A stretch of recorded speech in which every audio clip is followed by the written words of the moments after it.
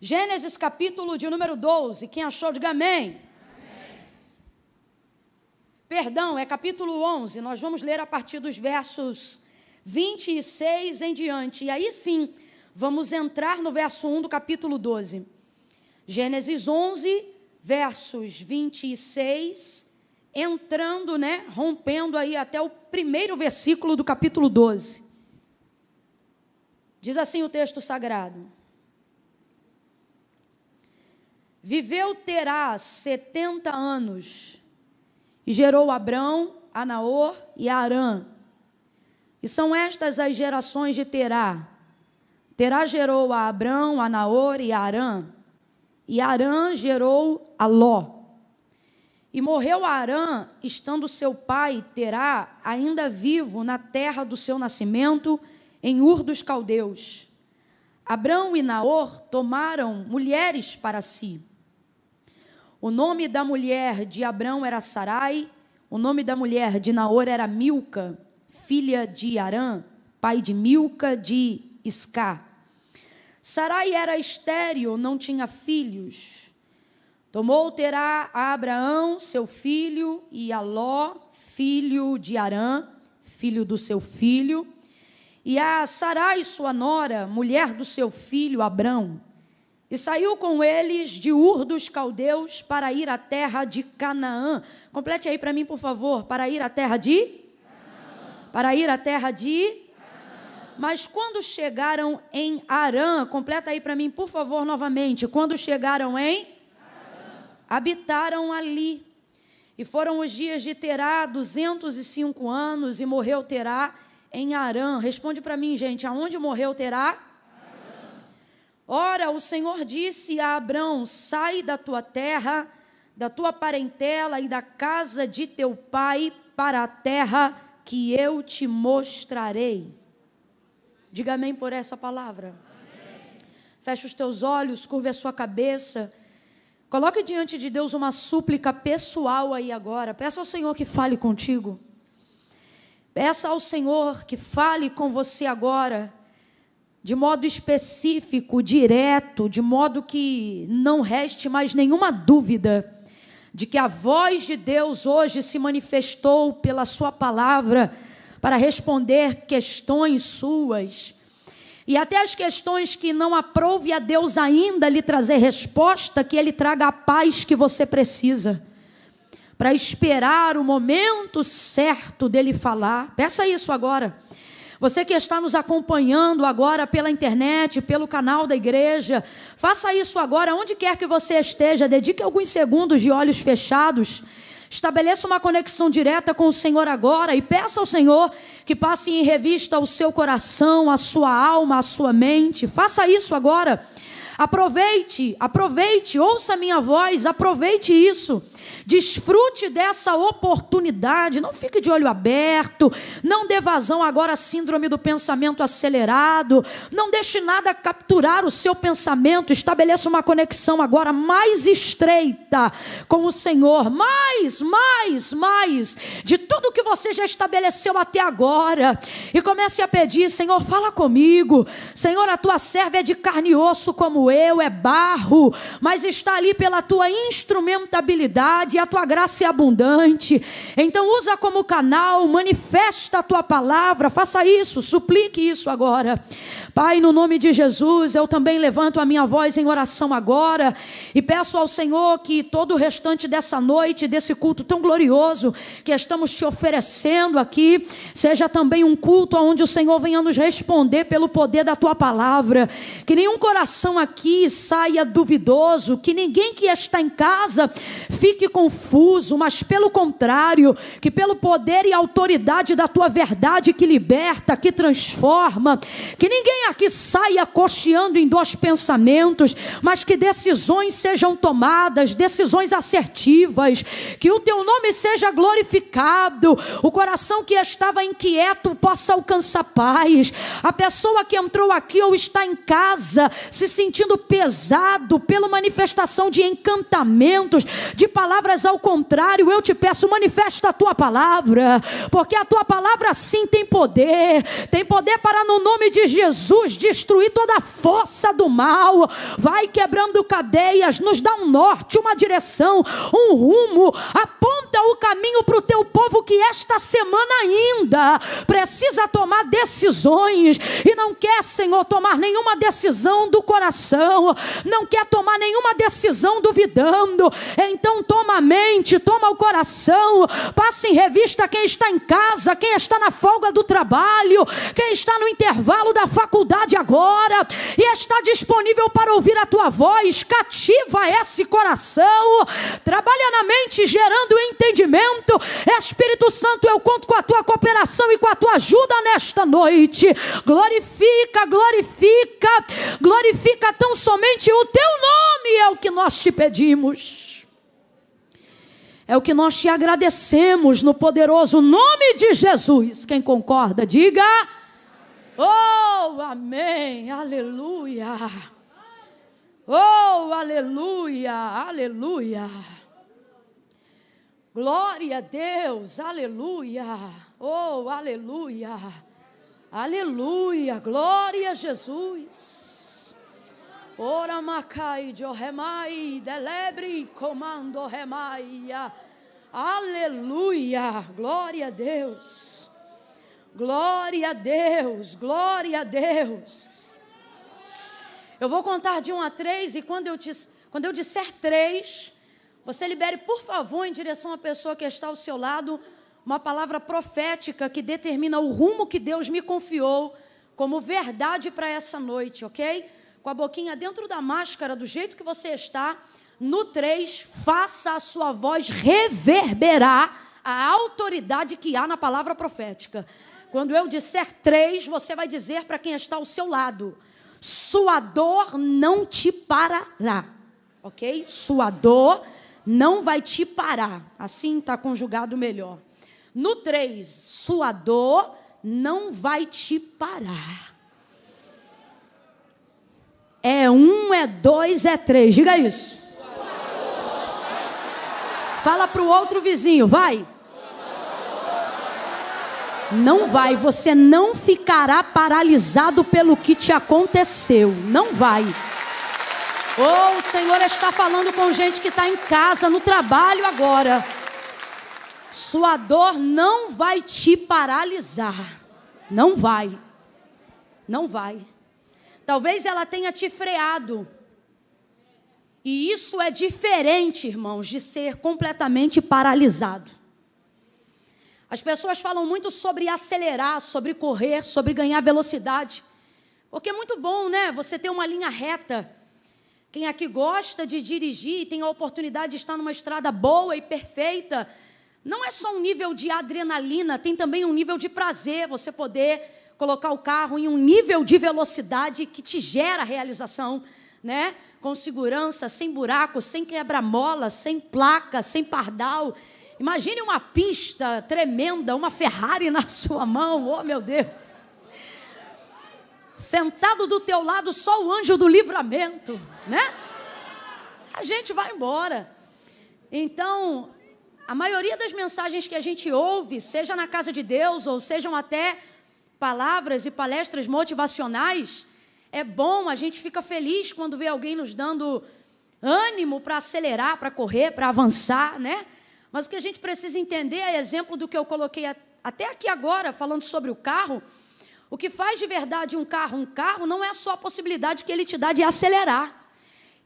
Pare para pensar que você está com uma máquina na mão incrível agora, um carro extraordinário que pode atingir, sei lá, 100, 150 quilômetros em poucos segundos, né? Pense num motor aí cheio de cavalos, né? Não sei como é que fala, antigamente falava assim, né? É assim, né? Pois então, imagine isso, porém, imagine que esse carro não tem freio. Assim é a vida. Você não pode gostar só da velocidade. Só aqui quem já precisou do freio sabe da importância do freio. Então, às vezes, a gente vê gente acelerando e quando a gente freia, a gente pensa que acabou e começa a se sentir o tempo todo atrasado em relação a todo mundo. Por exemplo, existem lugares específicos, lugares estratégicos, que para você entrar, na minha época de autoescola, a gente tinha que treinar bastante a baliza, porque ela era praticamente onde todo mundo reprovava no dia da aula.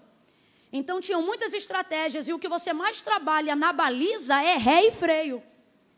E são coisas que, quando a gente usa exemplo da vida, as pessoas não querem utilizar. As pessoas, por exemplo, acham que andar de ré é sempre andar para trás, só que ré também é uma direção. Você quer ver um exemplo interessante sobre isso? Quando Agar falhou, Agar, a serva de Abraão e Sara, e ela começou a ficar rompante por causa da gravidez, que foi autorizada por Sara e Abraão, mas obviamente ela não estava preparada para lidar com aquilo. Um dia, então, ela sai errante pelo deserto. Isso significa sem destino, sem rumo, sem direção, carregando no seu ventre uma semente de Abraão, e por causa disso sendo supervisionada pelo olhar do próprio Deus, que envia um anjo e encontra com ela no deserto de Sur, aonde ele vai orientá-la que se ela quiser continuar seguindo com a vida dela, a direção que o anjo dá para ela é para voltar. Agora, olha que interessante. Sur significa muro, então esse é o mais longe que Agar conseguiu chegar no dia que fugiu. Qual foi o mais longe, Camila?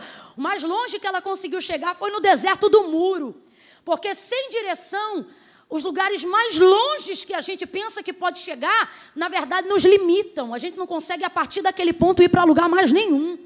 E o anjo vai chegar ali para dar uma direção para quem outrora estava andando errante. Ela pensa que vai morrer, então ela vê o anjo do Senhor e ela diz, eu vi o Deus que me vê, ele dá água para ela. Ela fica de pé e então ele vai dar para ela uma direção. Completa aí, por favor, gente. Ele vai dar para ela uma direção. Só que a direção que ele dá é contrária ao tipo de caminho que ela desejava seguir. Até porque na casa de Abraão e Sara, o texto diz que Sara maltratava Agar. Então o anjo chega agora para Agar no deserto e diz para ela, volta pelo caminho que tu vieste.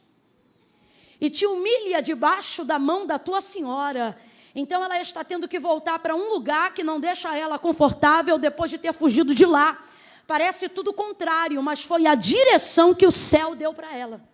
Então, se Agar fica envolvida só no orgulho de querer seguir, se Agar fica envolvida só no ego de não querer mais se sentir atrasado em relação a ninguém, ela não ia passar no deserto do muro aqui, ia viver, dando com a cara no muro. É por isso que tem ministério que só dá com a cara no muro, palavra que só bate no muro, vida que só vive no muro. É gente que tem tudo para crescer, mas está limitado. E às vezes você não entende por quê. Sabe qual é às vezes o motivo? É porque aconteceu algo e a direção de Deus foi volta. Só que o que a gente tem que entender é que quando é Deus que diz volta, até voltar é como se andasse para frente. Até a direção da ré de Deus atende um caminho, um propósito e uma finalidade. Então veja, para a vida de Agar seguir, ela teve que voltar. É por isso que o carro, como exemplo aqui do que estamos falando, mesmo sendo utilizado para que possamos avançar em altas velocidades, ele se torna uma máquina de morte se não tiver freio. Se não tiver uma marcha que tenha força para fazer andar para trás. Meu pai era mecânico. Sabe qual é a marcha mais forte? Qual é a marcha mais forte? É a ré. Não é a primeira, é a ré. Tanto que eu vi já carro velho para poder conseguir subir o morro, ter que subir de ré, porque tem mais tração. E isso por quê? Porque voltar nunca é fácil. Voltar é muito difícil. E Camila, por que você está falando isso? Porque é impossível que você tenha uma vida que só ande em alta velocidade. O problema é que por mais prazer que a gente tenha em querer seguir e jamais se sentir atrasado em relação a ninguém, de vez em quando acontecerão subidas íngremes que vão te fazer voltar. De vez em quando haverão situações difíceis que te obrigarão a apertar o freio e ver gente passar e você ficar. E normalmente as coisas que nos obrigam a fazer isso, e agora eu não estou falando mais do carro, eu estou falando da minha vida, eu estou falando da sua vida, normalmente, as coisas que são fortes o suficiente para nos machucar ao ponto de termos que usar o freio ou a marcha ré, sempre são coisas que nos ferem, coisas que estão doendo, coisas que não significam um braço quebrado, mas uma alma confusa. Coisas que nem sempre têm a ver com o dinheiro que eu não tenho no bolso, mas com a direção que eu não tenho para usar o pouco que eu tenho. Quando eu não sei para onde eu vou, eu paro. Quando está doendo muito e eu não sei o que fazer, eu paro. E é nesse momento que a gente para, que a gente tem a impressão que na verdade não haverá direção nenhuma e que não há nada que possamos fazer, mas numa atmosfera profética, irmãos, e eu estou falando isso aqui guardada debaixo do temor do Senhor, estou sentindo muito a presença do Senhor hoje aqui, e Ele está dizendo para quem veio a este culto e para quem está agora em casa, não de pipoca na mão e pijama no corpo, até de pijama, mas está prestando atenção. Deus está indo ao encontro de pessoas hoje aqui, através da sua palavra, para dizer: tua dor te freou, mas não vai te parar. Você não ficará paralisado a vida toda nesse trauma. Você não ficará paralisado a vida toda nessa dor. Eu vou repetir porque algumas pessoas ainda não entenderam que aquilo que está manando do altar é palavra de autoridade profética, respaldada pela palavra de Deus. Você não ficará paralisado na área da sua dor. Você não vai habitar a vida toda na memória da sua dor. Eu sei que tem gente aqui que não tem problema de se movimentar do lado de fora. Anda de ônibus, anda de supervia, anda de metrô, anda de trem, anda a pé, anda de carro, sai de casa, faz o que tiver que fazer, mas na área de dentro está paralisado. E Deus está dizendo: porque a geografia que te parou não foi Posse, não foi Nova Iguaçu. A geografia que te parou está na tua mente. E o Senhor está dizendo: eu vou te mostrar na tua mente, eu vou te provar nas tuas emoções que você não vai ficar paralisado na área que te feriu. Você vai andar. Você vai andar.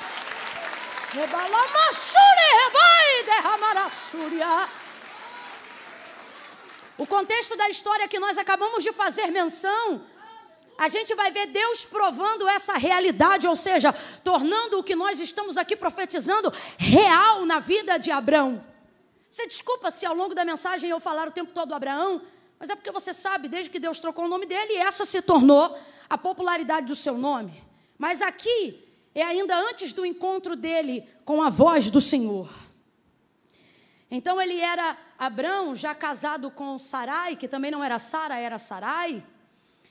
E o texto conta que Abraão era um dos seus 3 irmãos que seu pai Terá teve. Então, só para a gente entender, porque de vez em quando na genealogia, quando a gente lê o filho do fulano, do ciclano, do beltrano, tem hora que a gente acha que não está entendendo mais nada, mas dá para entender. Terá era pai de Abraão. Então, vamos lá, qual era o nome do pai de Abraão? Terá. Terá teve 3 filhos.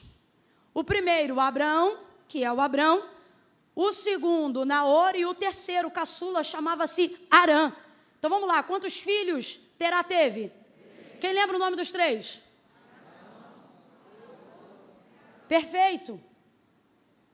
O texto diz que Arã, justamente o caçula, o mais novo, porém extremamente frutífero, porque o primeiro a gerar filho não foi o do meio e nem o primogênito, mas o caçula chamado Arã, que gerou então a Ló, que é neto de Terá e por então sobrinho de Abraão, aquele Ló. Mas agora você vai entender porque que porque que Ló é tão enxertado na convivência de Abraão. E por que é tão difícil trazer esse nível de separação entre eles dois? Porque, na verdade, Ló é o filho de Arã. E Arã é o caçula que o pai Terá perdeu enquanto ele ainda era vivo. E você sabe que numa ótica biológica e até emocional, é extremamente indevido que pais sepultem seus filhos. Não que seja prazeroso um filho sepultar um pai, mas pelo menos segue o cronograma lógico da vida.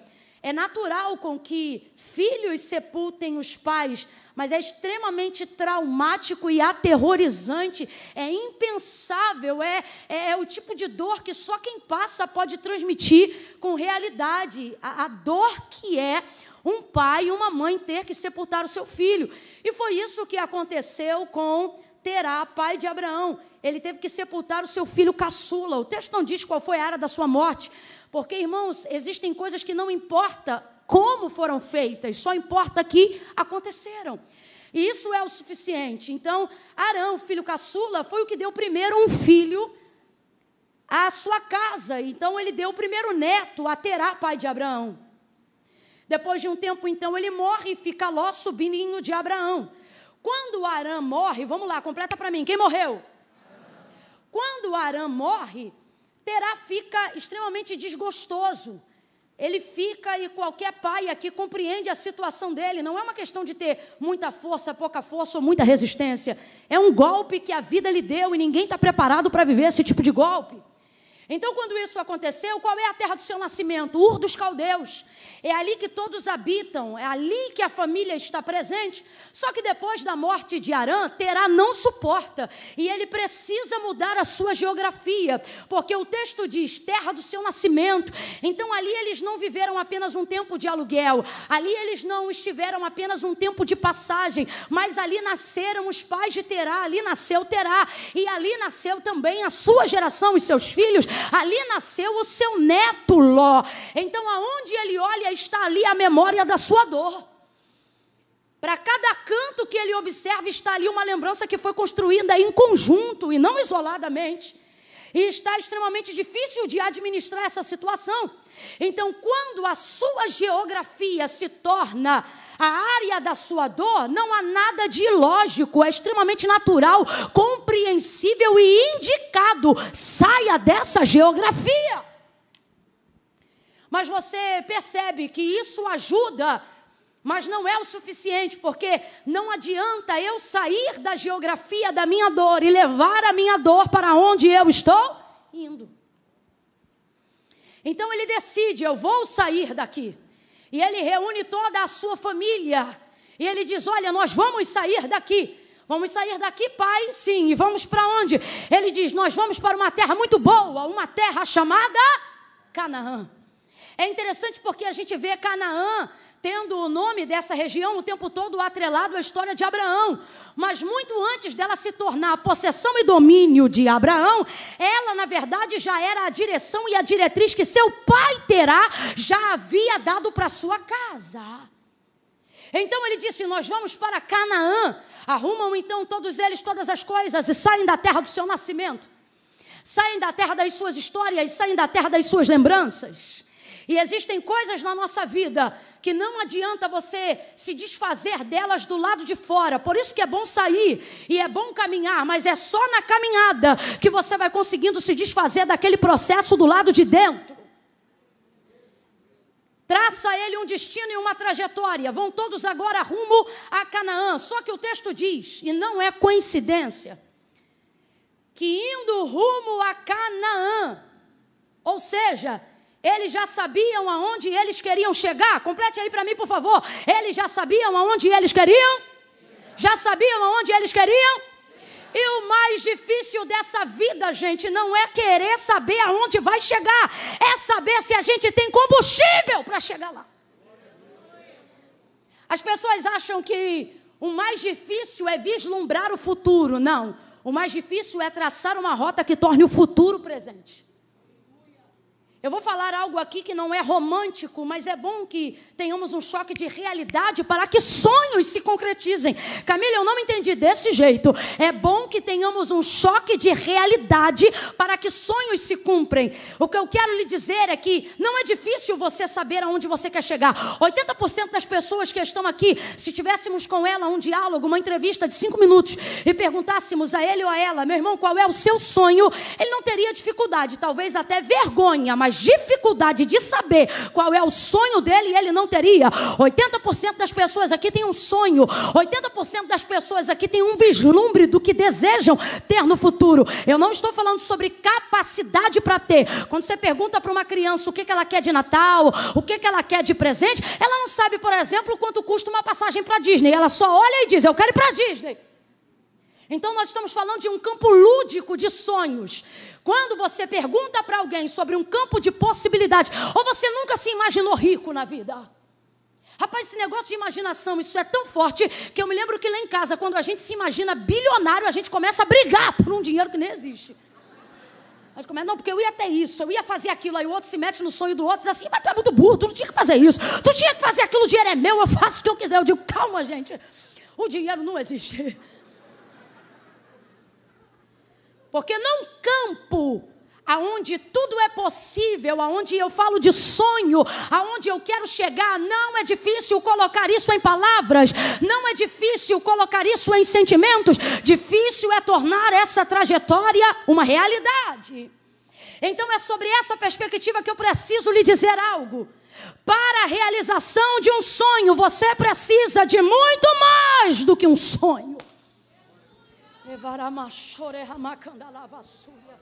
Falamos de sonhos e nos lembramos na hora, por exemplo, de José. Lembramos-nos dos seus irmãos rotulando ele, dizendo: "És lá, vem o sonhador mó", porque ele teve 2 sonhos. Quantos sonhos? 2 sonhos apenas que ele contou ao seu pai e aos seus irmãos. Sonhos esses que ele não sonhou por vontade própria. Sonhos esses que eram vislumbres proféticos de onde Deus o colocaria. Agora veja, olhe todo o restante da vida de José, de Gênesis a 37 até Gênesis 45, depois que ele já está satisfeito e é governador sobre toda a terra do Egito, e você vai perceber que o que colocou José como governador, como superintendente de toda a terra do Egito, a nação mais globalizada e poderosa da época, não foi o sonho que ele apresentou no capítulo 37, mas foi toda a trajetória, desde que a caravana dos midianitas passou e comprou ele até a sua prisão e a sua chegada no governo. Então preste atenção, dizer aonde eu quero chegar não é difícil. Difícil é acreditar que existem caminhos que vão me fazer chegar lá. Olhe para quem está ao seu lado agora e diga para essa pessoa: existem caminhos. Não está fraco, diga: existem caminhos. Eu não vim aqui te desanimar não, eu só vim dizer a forma correta de fazer. Existem caminhos de ser quem você deseja ser. Existem caminhos para chegar aonde você quer chegar. Existem possibilidades reais e tangíveis para você se tornar realizado, realizada na área que você deseja. Existe uma ponte que te liga ao teu presente e ao futuro que você deseja ter. Existe um meio que te faz chegar aonde você deseja chegar. É por isso que você não pode sobreviver só pelo desejo de chegar, mas você precisa ter força e ter ânimo. Para quê, Camila? Para chegar? Não, para aguentar a viagem. Porque é na viagem que o seu coração vai se revelar. É na viagem que você vai perceber que não era tão forte quanto imaginava. É na viagem que você vai conhecer pessoas que não estavam no plano. É na viagem que você vai ser traído, talvez vendido. É na viagem que o pneu estoura. É na viagem que o combustível acaba. É na viagem que imprevistos acontecem. Só que quando o sonho é real, o que acontece no caminho não te para. Oh, meu Deus do céu! Terá sai de casa tão animado, terá sai de casa tão feliz, terá sai de casa tão focado, leva a família inteira e ele traça uma rota. Completa aí, meu povo, ele traça uma. Só que na rota que ele traçou, na geografia que ele traçou, ele coloca no seu GPS uma parada num lugar que se chamava Harã. Qual era o nome do filho que morreu? Qual era o nome do lugar que ele parou? Harã. Pode deixar aqui, pode deixar. Harã. Não é coincidência. Na rota do lugar que você quer chegar, você vai encontrar com coisas que te lembram do que você quis fugir. Por que, Camila? Porque Deus ajuda a mudar a sua geografia, mas não faz mágica para você esquecer do seu trauma. Qual é a forma que Deus trata do meu trauma? Não é jogando no mar do esquecimento, é me dando condições de administrar a minha dor. Não significa que você não vai sentir mais, só significa que sentindo ou não sentindo, você vai continuar caminhando. Eu não vim contar uma mentira para você e nem me aproveitar de um ambiente profético onde a gente sabe que acontecem coisas sobrenaturais para dizer que Deus vai arrancar da tua mente o luto, para dizer que Deus vai tirar de você a memória das pessoas que você amou, para dizer que você jamais vai se lembrar quando foi traída pelo seu marido, para dizer que você jamais vai se esquecer da empresa que você tinha e que faliu. Eu não sei qual é a área da sua dor, eu não sei quem você sepultou, eu não sei qual é é o tipo de tristeza que a sua alma foi marcada, mas está numa atmosfera espiritual, não traz de você desmemoriamento. E por que mesmo assim você entra nesse sobrenatural? Porque aqui, irmãos, tem tanto poder, tanto poder, tanto poder, que eu não preciso esquecer para continuar. Eu só preciso aprender a administrar. O que é isso? Eu vou lembrar, mas vou chegar assim mesmo. Eu vou lembrar, mas não vou parar de caminhar. Deus trouxe gente hoje aqui para dizer: você não vai habitar na memória da tua dor.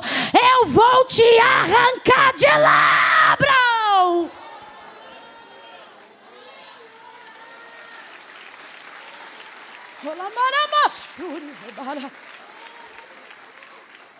Eu quero que você seja profeta de Deus na vida de alguém e diga para essa pessoa: Deus vai te tirar. Está fraco, diga: Deus vai arrancar.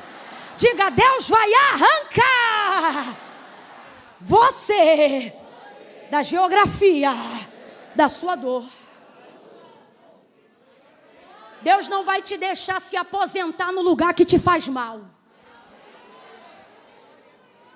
Deus não vai deixar você terminar os teus dias no lugar que te faz sofrer.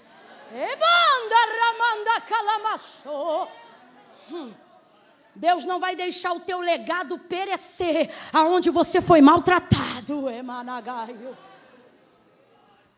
Quando ele, indo em direção a Canaã, se depara com uma região que chamava-se Harã, o texto diz que ali ele arma a sua tenda. Não arme a sua tenda nos lugares que te lembram da onde você quis fugir. Você já caminhou tanto, caminha mais um pouco. Pernoita em outro lugar. Mas não se permita parar no lugar que você pediu a Deus forças para sair. Está entendendo o contraponto, gente? Está entendendo a analogia? Não era bom armar tenda ali, mas era muito familiar.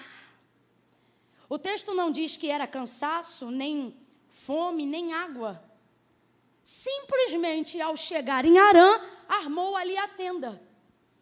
Porque existem coisas ligadas no nosso cognitivo, na memória da nossa alma, no subconsciente da nossa mente, que fazem a gente identificar determinados ambientes como familiares, que fazem a gente ter a sensação de que estamos prontos para repetirmos história.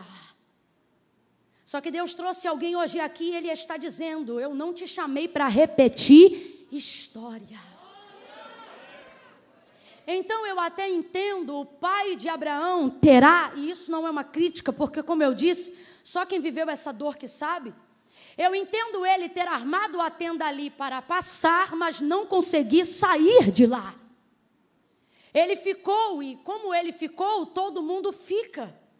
Porque a família saiu junto e está andando junto. Só que o texto vai dizer que ali ele parou e ali ele também morreu. E depois de morrer, e de Abraão obviamente ter honrado a memória e o compasso do seu pai, o texto diz que ele também habitou ali.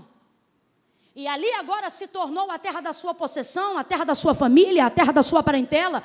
Ao contrário do que as pessoas pensam, o Senhor não tirou Abraão necessariamente da terra de Ur dos Caldeus, mas especificamente de Harã, o lugar onde morreu seu pai. E ali ele ficou revivendo uma situação, uma trajetória, uma dor que tinha a ver com ele, mas esta não é a história dele. O texto começa dizendo que esta história é do seu pai.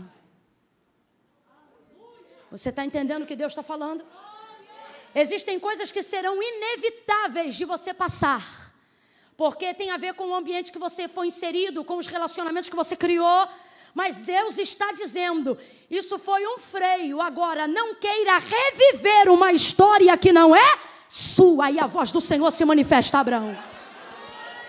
E aí entra onde nós entramos aqui, em Gênesis capítulo 12. Eu acho tão maravilhoso que até na construção dessa genealogia, quando Moisés estava escrevendo, ele deixa a história de Terá no capítulo 11 e começa a história de Abraão no capítulo 12. Eu não sei se você está entendendo, mas Deus te trouxe aqui para te dizer: eu vou inaugurar um capítulo novo na tua história. Oh, meu Deus do céu!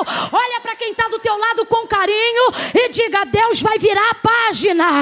Deus, isso aqui é profético, gente.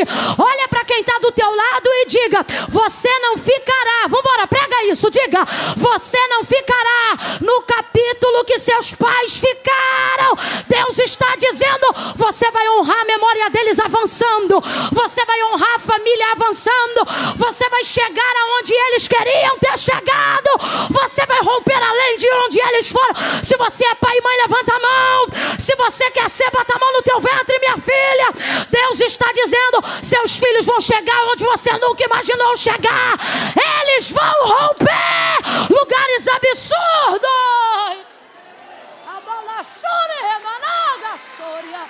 Aleluia! Oh, glória! Você tem que ter uma conversa na tua casa. Se seus filhos são pequenos, conversa com eles. Fala qual é o futuro da tua família. Fala onde você deseja chegar. Fala qual foi a direção que Deus deu para a tua casa.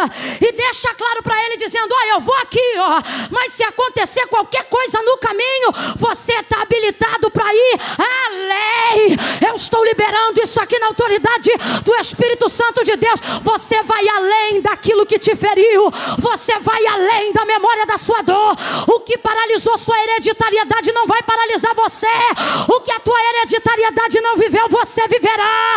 Aquilo que eles não realizaram, você realizará. Você será obra perfeita e completada daquilo que Deus iniciou com o sobrenome da tua família. Recebe isso no teu sangue, recebe isso na tua mente, recebe isso no teu ventre, recebe isso na tua semente.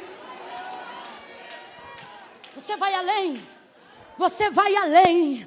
Você vai além, você vai além, você vai além. Oh, meu Deus, aponte para alguém e diga: você vai além.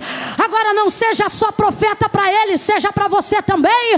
Bata no seu peito e diga: eu vou além, eu vou além, eu vou além. Os que esperam no Senhor renovarão as suas forças, subirão com asas como de águia, correrão e não se cansarão, caminharão e não se fatigarão. Os jovens certamente se cansarão, os mancebos serão apressados e cairão. Mas você é a águia do Senhor, você é serva montês, você vai além, irmão.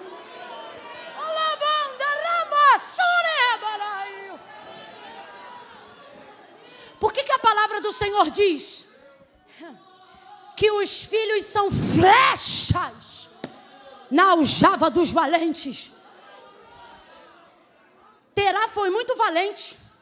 Saiu de uma terra que ele tinha tudo para uma terra que ele ainda precisava conquistar. Foi valente.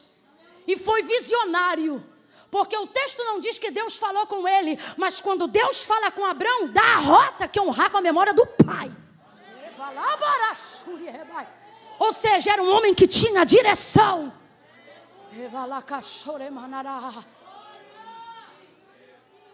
Às vezes teu pai não fez faculdade. Às vezes ele nem era tão crente assim como você. Mas às vezes você vem de alguém que mesmo com as suas dificuldades, às vezes até com seu analfabetismo, tinha direção.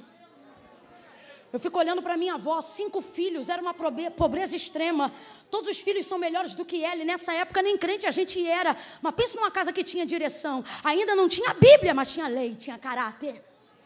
Tinha justiça, tinha hora para entrar, tinha hora para sair. E isso já foi consequência suficiente para que eles fossem um pouco mais além. Agora imagine o que vai acontecer sobre a vida de uma geração que está debaixo de uma palavra.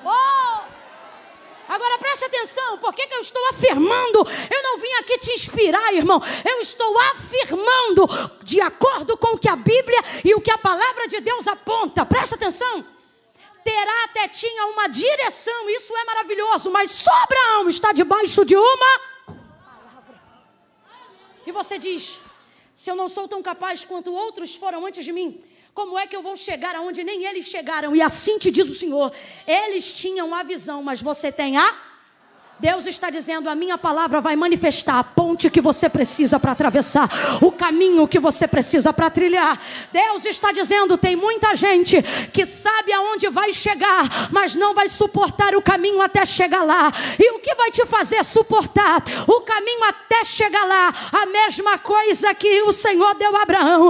O que a Bíblia diz sobre Abraão? Que Abraão, enquanto não alcançava a promessa, ele era fortalecido, dando glória a Deus. E ele glorificava a Deus pelo quê? Pela palavra da promessa. Deus está dizendo: é assim que aqueles que estão debaixo de uma palavra chegam aonde eles têm que chegar. Enquanto alguém só tem o lugar, você tem o combustível para chegar lá. Deus está dizendo: você vai caminhar para lá dizendo: glória a Deus, glória a Deus, glória a Deus. E quando alguém disser: rapaz, você não está perdido, não estou perdido não. Mas por que teu Waze está desligado? Porque a bússola que está traçando a rota da minha chegada não está no Waze, não está no Google Maps. Eu estou debaixo de uma palavra e vou alcançar a terra da promessa, glorificando ao Deus que me liberou a palavra. Abraão vai sair agora de Harã, vai sair da terra que então se tornou a da sua parentela. Ih, Jesus, o que houve? Vai sair de lá e vai para a terra que o Senhor vai mostrar. Agora responde para mim: Abraão sabia qual era a terra? Não, porque o Senhor diz assim: vai que eu vou te mostrar uma terra. Então, quando a voz de Deus se manifesta a Abraão, o Senhor diz assim: ora, o Senhor disse a Abraão: sai, diga comigo, sai.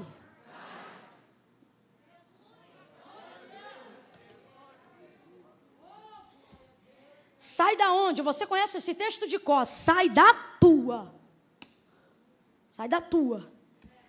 Terra, sai da tua. Parentela, sai da casa do teu pai e vai para a terra que eu te mostrarei. Falou qual é a terra? Mas mesmo assim disse: sai. É por isso que a régua da fé mora na casa de Abraão. Disse, deu-lhe garantia da terra, mas lhe falou qual era a terra? Não, mesmo assim, Abraão saiu da onde estava e foi para a terra que Deus ia dar. Já parou para pensar que no texto seguinte Deus começa a abençoar? Só que presta atenção. Você vai ver aqui dois verbos imperativos. O primeiro é sai e o segundo é vai. Presta atenção. Primeiro sai e depois você vai ver um vai. Mas o primeiro, ou seja, antes do vai, Deus diz. O problema da gente é que a gente quer analisar a direção. Se o Senhor chega hoje para uma meia dúzia e diz: vai para a terra que eu vou te mostrar, sai da tua e vai para a terra que eu vou te mostrar, ele ia perguntar: mas eu tenho que ver primeiro a terra. Para quê? Para saber se vale a pena sair da onde eu estou. Aí você diz: eu não faria isso não, Camila. Mas eu penso, talvez você esteja fazendo e não está percebendo. Sabe por quê? Porque você está tão apegado a essa terra, que você pensa assim: essa terra é minha. E de fato é. Isso aqui, irmão, é escritura lavrada na mão, em prol de um lugar que eu não sei nem se tem casa, porque ele só está garantindo a terra. Só para a gente entender. Mas antes de Deus dar a direção e mostrar qual é a terra, primeiro Deus afere a entrega, a obediência. Então preste atenção: vai tipifica a direção, sai tipifica a obediência. Olha o que Deus está dizendo: primeiro eu te dou um sai, só então depois eu te dou um vai. Mas a gente não, a gente quer logo um vai para saber se sai. E Deus está dizendo: não, no meu tratamento contigo, quer terra boa, Quer viver milagre? Quer ir além da sua dor? Quer romper o que seus pais não viveram? Não para a sombra deles, mas para honrar a memória da tua família? Então entenda isso. Antes de eu te dar um vai, primeiro eu vou te ordenar um sai. Deus está dizendo a alguém: sai primeiro, que eu te digo depois. Agora, o que Deus está pedindo para Abraão não é fácil não, gente. Olha isso. Sai da tua terra, sai da casa de teu pai, sai da tua casa. Tudo que Abraão tem e aonde ele está é dele. Completa aí para a gente encerrar tudo junto. Tudo que Abraão tem e aonde ele está, tudo é. Só que Deus está dizendo: sai do que é teu. É isso que Deus está dizendo para ele. E em contrapartida, Deus está dizendo: vai para o que é meu. Mas o que é do Senhor? Isso você só vai saber depois que você... Ai, é muita fé. É muita fé. Olha como é que o aplauso fica fraquinho. É muita fé.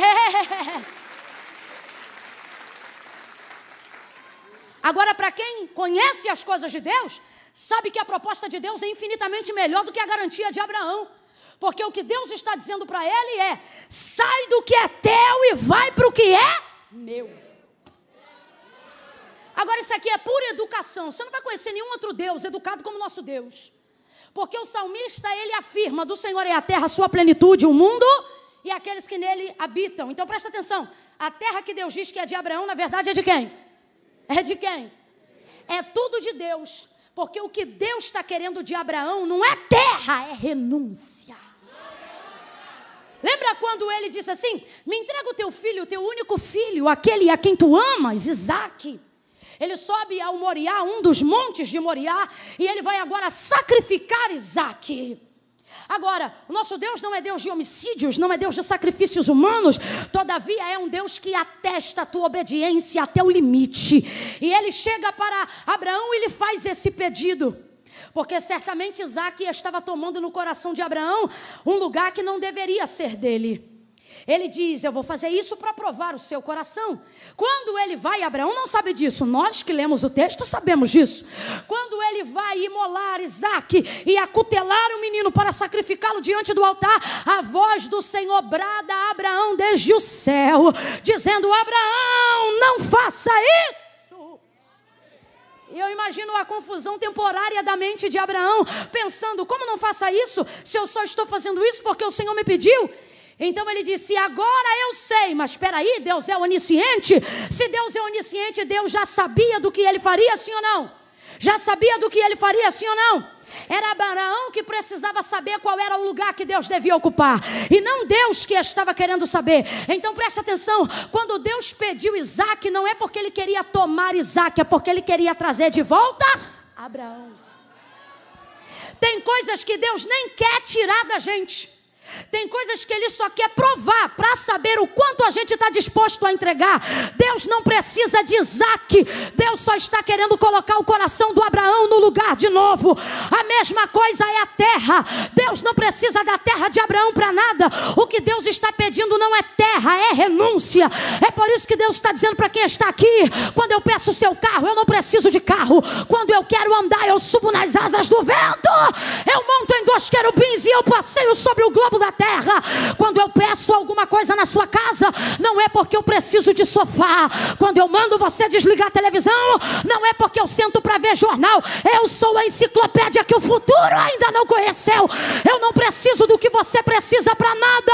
A única coisa que eu estou fazendo é te mandando sair de onde você está. Para quê? Porque a única coisa que eu quero é o seu coração.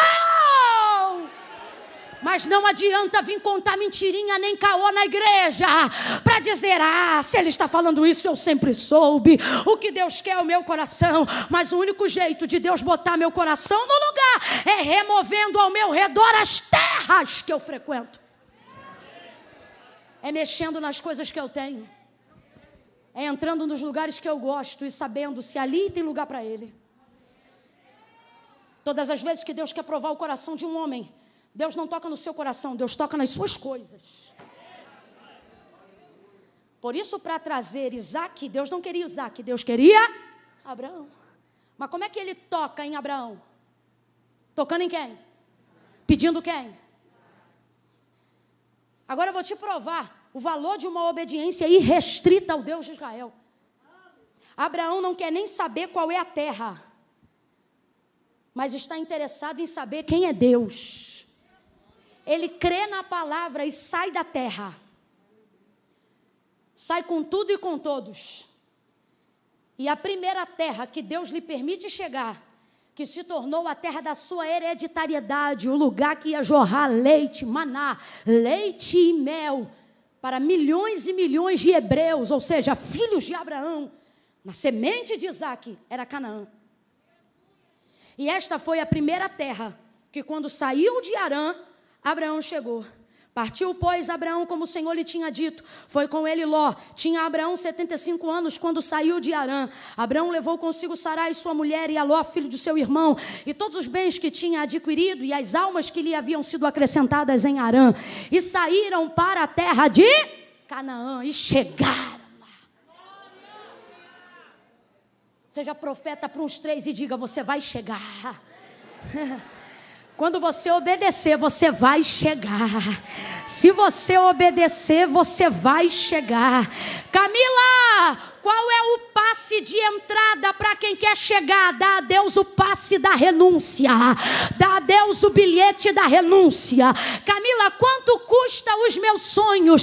O preço de chegada no lugar da sua realização depende do tamanho da renúncia que você está disposto a entregar no altar de Deus. Sai ele de Harã e chega em Canaã. Eu imagino Abraão chegando em Canaã e pensando, cheguei aonde eu tinha que chegar. Só que quando ele chegou lá, no lugar que seu pai tinha desejado chegar, ele não chegou. E agora ele chegou por direção do próprio Deus. A primeira coisa que ele faz, antes de armar uma tenda, ou seja, antes de armar uma casa, a primeira coisa que ele faz é erguer para Deus um altar. Para agradecer por ter chegado. As primeiras atitudes que você toma no lugar que você chega determina aonde você ainda pode chegar. Por Abraão ter armado primeiro um altar ao invés de uma tenda, Canaã, que foi destino de muitos, para ele foi só lugar de passagem. Agora você vai entender, sabe por quê? A coisa que Deus mais deu a Abraão foi terra. Deus deu a Abraão mais terra do que filho, Deus deu a Abraão mais terra do que servo, Deus deu a Abraão mais terra do que ouro, Deus deu a Abraão mais terra do que prata, Deus deu a Abraão mais terra do que joia preciosa, Deus deu a Abraão muita terra. A coisa começou assim, ó. Aonde você pisar a planta do seu pé, eu vou te dar. Cadê os rapazes aqui? Pode subir para a gente começar a encerrar junto. Isso. Vai, primeiro sai. Que Deus dá para a gente um vai. Ó. O que mais Deus deu a Abraão foi terra. E quando ele começou a caminhar com o Senhor se dirigia a ele dizendo assim, preste atenção na segunda promessa depois de Gênesis 12. O Senhor dizia assim para Abraão, Abraão, aonde você pisar a planta do seu pé, ali eu vou te dar por herança. Ali será a possessão sua e da sua herança. Sabe o que Deus está dizendo? Eu não vou dar só para você não, eu vou dar para você, para os filhos dos teus filhos, para os filhos dos teus filhos e para os filhos dos seus filhos nos teus filhos. Só que Abraão foi caminhando, aonde ele pisava Deus ia dando, aonde ele pisava Deus ia dando. Abraão parece pastor que abre igreja, né? Aonde ele ia pisando Deus ia dando, aí Deus dava ele saía, Deus dava ele saía, Deus dava ele saía, ele ia pisando. Aí ele foi envelhecendo, conquistando. O primeiro termo atribuído à riqueza antes de Jó, porque não conseguimos classificar a temporariedade de Jó. O primeiro termo atribuído à riqueza na Bíblia dado a um homem foi a Abraão. Porque, irmão, o que o pastor Amarildo estava falando aqui é muito sério. Vê um homem de fé, saiba que há ali um homem próspero. Olha isso.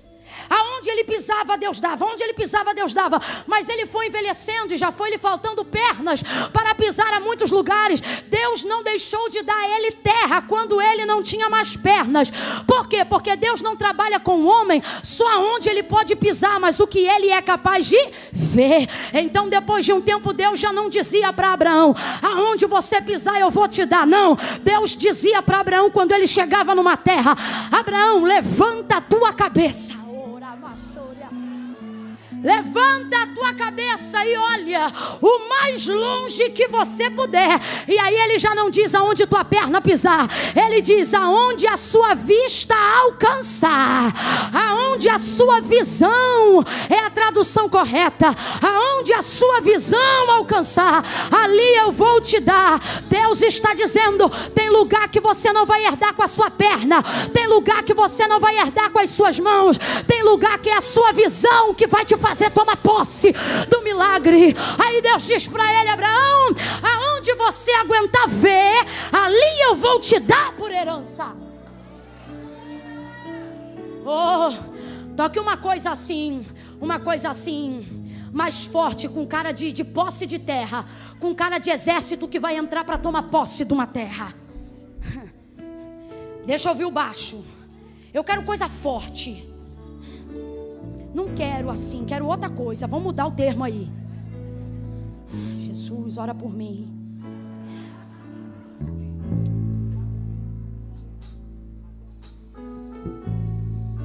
Eu estou te esperando.